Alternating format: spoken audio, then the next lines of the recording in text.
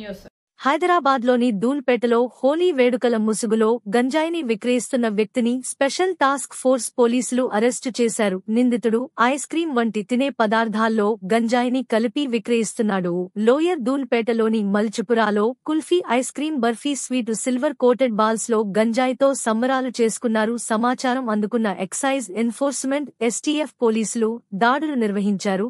100 కుల్ఫీ 72 బర్ఫీ స్వీట్లు, కొన్ని silver coated balls ను స్వాధీనం చేసుకున్నారు. ఐస్ క్రీం కుల్ఫీ విక్రయించే నిందితుడు గంజాయితో వీటిని తయారు చేసినట్లు పోలీసులు గుర్తించారు. గంజాయి బర్ఫీ, చాక్లెట్లను స్వాధీనం చేసుకున్నారు.